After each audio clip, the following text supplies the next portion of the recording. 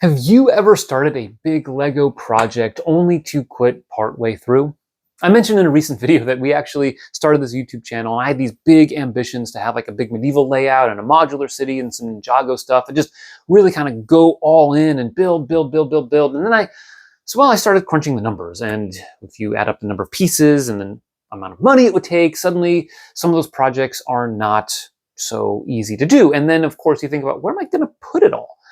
And I hadn't really thought of that, right? So there were some challenges there. Now in this video, I want to talk about why we might struggle with finishing large projects, because it's something that I struggle with, and I'm guessing you might struggle with it as well. So I'll talk about our biggest failure, as well as some of the things we're trying to do to combat that together as a family, and how it might help you to be more successful in your Lego journey.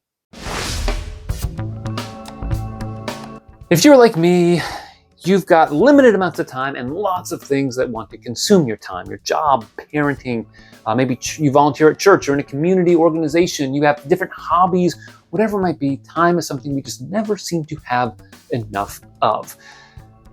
And that's a huge part to disincentivize building large Lego projects. Now, I'm not saying it can't be done, but the reality is it takes a lot of time, and there are certain things that you have to do. I think if you're going to successfully execute a large project, right, you need to think about how you're going to go about the start to finish. You need to plan out certain sections or modules if that's the way you're going to build something. You need to plan out the pieces, the order, and to buy, and maybe the sets to get. And it never is really fully haphazard if you're trying to go from point A to point B, right, with a definitive end.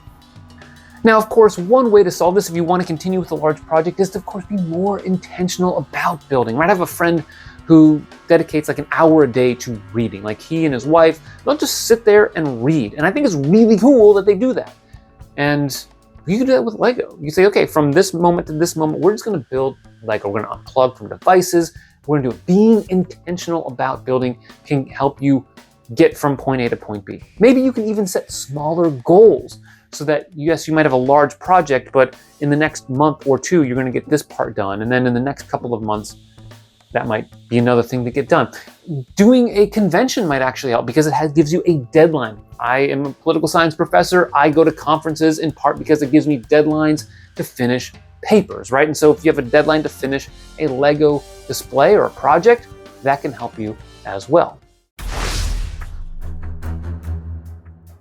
Of course, resources are also a huge threat to completing a large project. In fact, I'll kind of introduce you to our biggest failure, I think, as a channel, and that is our big castle layout that we wanted to build. Now, a couple of years ago, we started building Lionsgate Castle, and I really liked how the first parts of it turned out.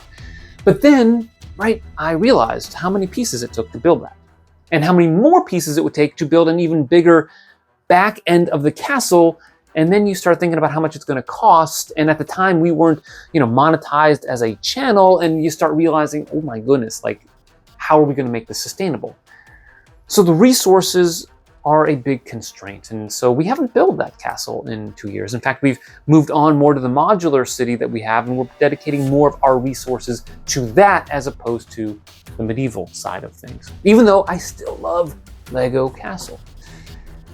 Now, one way to combat this is to still build in those areas that you are passionate about. If you love space, if you love pirates, if you love city, if you love modulars, whatever it might be, do it on a smaller level. Instead of trying to build modular building after modular building, set a goal of one per year. Save up your money, plan it out ahead of time, build it, order the pieces, build it. All those things can help. Or build smaller vignettes or display pieces, kind of like the Star Wars stuff. I think those are really cool sets, because it turned me on to the idea of maybe I could build some smaller display type things that won't use a ton of pieces and won't cost a lot of money.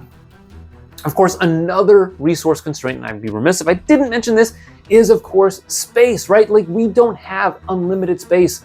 Even here in the United States, where the typical house size is much bigger than many other countries in the world, you always run into space constraints. And so displaying things is problematic. My big solution here, and I'm getting ready to do this right now, is to destroy, to take apart certain things that I don't plan on using or that I don't care all that much about and want to use the pieces for other things. It has so many benefits. It brings new pieces back into my collection that maybe I haven't used before because they were part of a set that I don't really want to put on display, or it frees up more space to put new sets on. Like, you don't have to just constantly expand your display space. You could actually keep the same amount and then rotate the sets in and out. In fact, one way to get over this is to maybe build a set that you haven't had built in a long time that you really enjoyed. For me, a lot of those old pirate sets are really cool, and I'd love to go back and build some of those. So maybe I do that, and in order to display them, I might take apart, maybe Central Perk or some of my old castle sets that are currently on display. Yeah, losing interest is, well, it's real for me as well as it probably is for you. I mentioned earlier, I love castle, Lego, and medieval stuff, and we have this castle display that we had in our mind to build, and we started building the castle. But honestly, I lost interest in the big picture of that project. I didn't lose my passion for building medieval things. I didn't lose my passion for castle. I lost passion for building that particular project.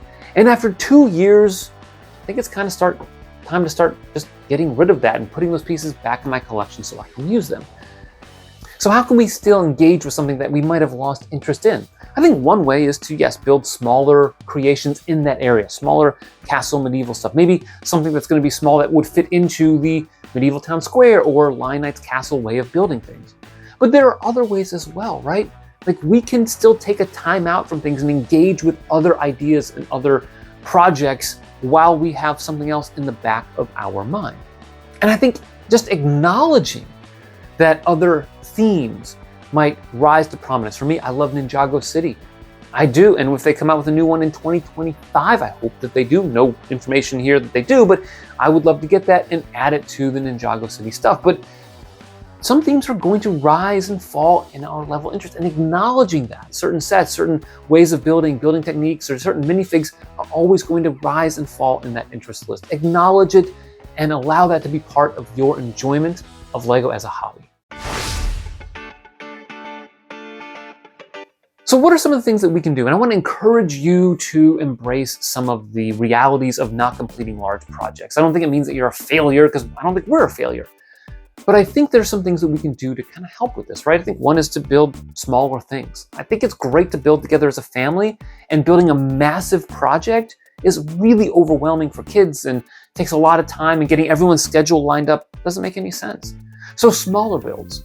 They could be intentional, or they could be challenge-based. One of the things we like to do is go to the Lego store, get a Pick-a-Brick cup, or now box, and then create a challenge out of that. Like, let's build something out of those pieces that we just got. Or one challenge that we did earlier was let's take a set that's coming out, a small set, maybe even a gift with purchase, and build it ahead of time based on the images. And it took like an hour to an hour and a half, but it was really cool bonding time with myself and Autumn. And I'll put a link to that video up here for you to check out.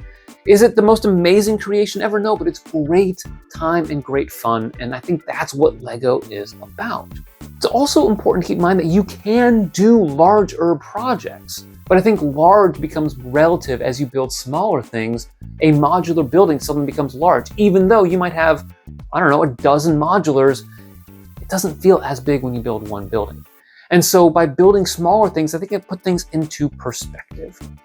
Another benefit of building smaller things is that it takes up less space.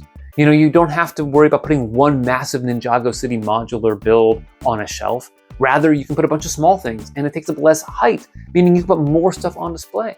Furthermore, I actually think a benefit is that it changes your perspective on what truly is a large build. If you build a bunch of 8x8 or 8x16 or 16x16 vignettes, then a modular building becomes a large project. So it doesn't have to be a row of modulars, it could be one build. And that can be beneficial, especially if you have kids and you want to build with them. It's not so overwhelming. And you might be surprised at how much fun you have building the small things and then transitioning to something a little bit bigger. So where does that leave us right now? Well, of course, our medieval project is on hold indefinitely. In fact, I think I'm going to go ahead and take apart that medieval castle and put those pieces back in my collection so that maybe I can build different medieval things. Maybe some smaller buildings that would fit in with what we currently have built through the medieval town square and the Lion Knight's castle and the blacksmith shop. Those are great ways to build some things that fit in your display without being too massive. Now, if you've got any suggestions to help us overcome not completing large projects or to enjoy smaller builds, go ahead, comment down below. Would appreciate hearing your feedback, and it might help not only us, but other people checking out those comments as well. In the meantime, thanks for watching, and always remember to keep building together.